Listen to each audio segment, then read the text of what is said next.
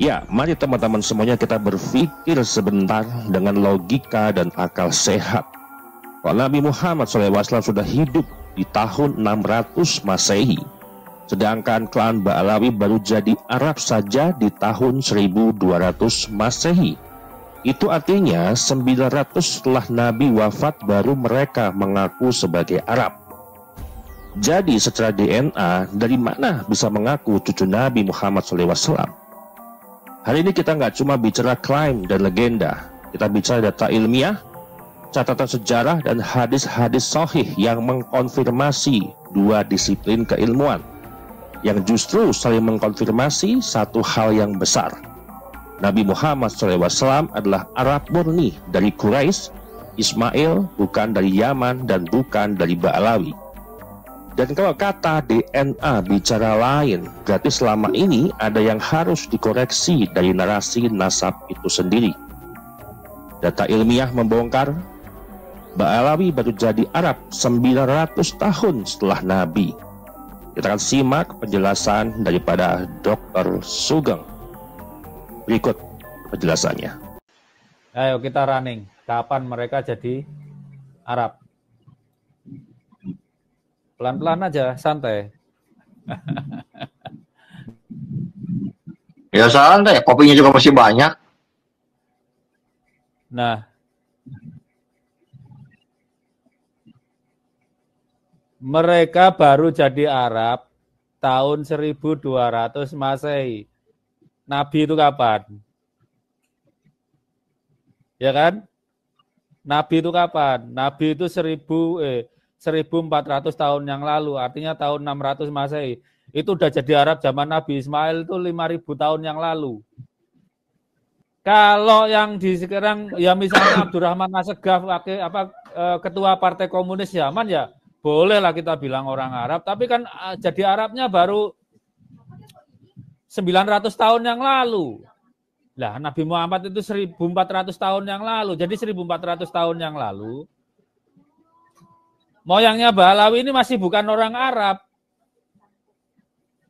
Kalau sekarang mereka mengklaim orang Arab silahkan. Tapi 1400 tahun yang lalu itu belum jadi Arab. Begitu.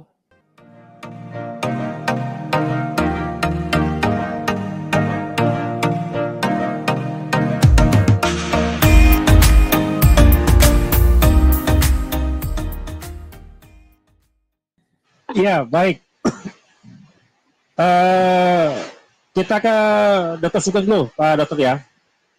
Dari beberapa riset DNA yang diklaim oleh sebagian kelompok Ba'alawi menunjukkan haplogrup J1. Namun data laboratorium Britmanen di Timur Tengah menemukan adanya variasi campuran dengan haplogrup J2 dan E1B1. Pola yang lazim ditemukan di kawasan Yaman, bukan di Hijaz atau Mekah dan Madinah. Selain itu, sampai hari ini tidak ada sampel DNA yang bisa diverifikasi secara sahih sebagai milik Rasulullah karena beliau tidak meninggalkan keturunan laki-laki yang bisa menjadi pembanding biologis. Nah, pertanyaannya ke Dr. Sugeng, bagaimana pandangan ilmiah Pak Dokter terkait klaim DNA Ba'alawi yang mengaku cocok dengan garis Nabi, padahal secara ilmiah tidak mungkin diverifikasi tanpa sampel biologis? Dan apakah benar data haplogrup yang berbeda dengan pola Quraisy klasik dapat dianggap indikasi kuat adanya campuran genetika yang mematahkan klaim kemurnian nasab tersebut, sambil juga menanggapi daripada Ba'alawi? Monggo Pak Dr. Sugeng. Begini, kromosom Y itu nggak bisa campur-campur.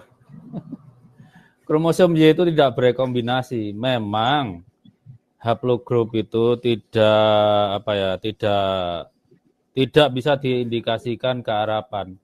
Tapi gini, itu bisa dipakai menghitung kapan nenek moyangnya jadi Arab. Itu aja. Moyang Ba'alawi itu mulai jadi Arab sekitar, ini saya screenshot ya. Ayo kita running. Kapan mereka jadi Arab? Pelan-pelan aja, santai. Ya santai, kopinya juga masih banyak. Nah,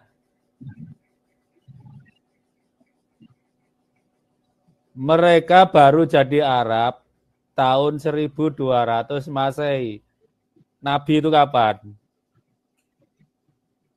Ya kan? Nabi itu kapan? Nabi itu 1400 tahun yang lalu, artinya tahun 600 Masehi. Itu udah jadi Arab zaman Nabi Ismail itu 5000 tahun yang lalu. Kan di sini titiknya tadi, ini 1300, ini kita ulang ya, mulai jadi Arabnya kapan ya?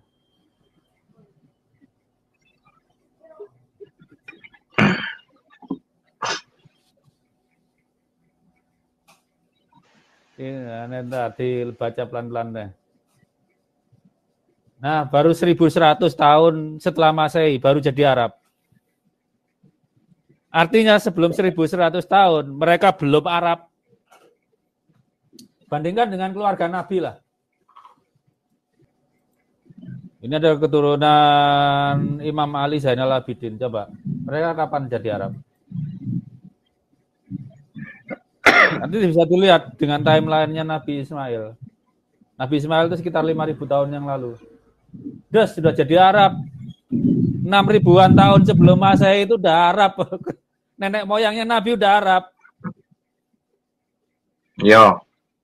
Kan kelihatan itu dari haplogroup itu, molekular clock jam waktu bisa dicari dengan populasi itu kapan mereka misalnya jadi Arab, jadi Eropa, sepanjang populasinya tidak mengalami gangguan seperti genosida, displaced akibat perang. Enggak, bukan. Jadi terusir kayak Yahudi itu kegangguannya cukup besar. Mereka kan diaspora 2 kali. Makanya keturunan Nabi Ishak itu banyak di Eropa Timur. Karena saya lupa zamannya Nebukadnezar atau gimana itu waktu terusir dari tanah Kanaan itu. Tapi kalau yang Arab keturunan Nabi Ismail di situ-situ aja. Nggak pernah terusir dari tanah airnya. Nah itu. Jadi kalau yang di sekarang ya misalnya Abdurrahman Assegaf ketua Partai Komunis Yaman ya bolehlah kita bilang orang Arab, tapi kan jadi Arabnya baru 900 tahun yang lalu. Lah Nabi Muhammad itu 1400 tahun yang lalu. Jadi 1400 tahun yang lalu moyangnya Balawi ini masih bukan orang Arab. Kalau sekarang mereka mengklaim orang Arab silahkan, tapi 1400 tahun yang lalu itu belum jadi Arab. Begitu. Berarti ilmu DNA mengonfirmasi apa yang tadi Pak Kiai Alawi sampaikan, Pak Toto ya? Membenarkan itu Pak Kiai? Ya iya, kan Nabi bilangnya kapan? 5 Nabi itu orang Arab, berarti status kearabannya itu terjadi dari 600 tahun setelah Masehi, zaman Nabi hidup sampai sebelumnya. Lah Balawi Arabnya, jadi Arabnya baru 1100. Berarti sekitar 500 tahun setelah Nabi. Mereka baru jadi Arab. Kalau kadar Arabnya Balawi ini rata-rata di angka berapa persen, Mbak Dokter? Wah, itu betul data beda. Ini kan haplogroup itu nggak bisa campur-campur. Kalau itu pakai autosomal, nggak bisa disajikan di sini. Tapi yang jelas, kayaknya kalau yang di Indonesia itu ini anehnya. Mereka kawin sekufu, tapi yang teramplifikasi itu malah nenek moyangnya yang bukan Arab, itu aneh.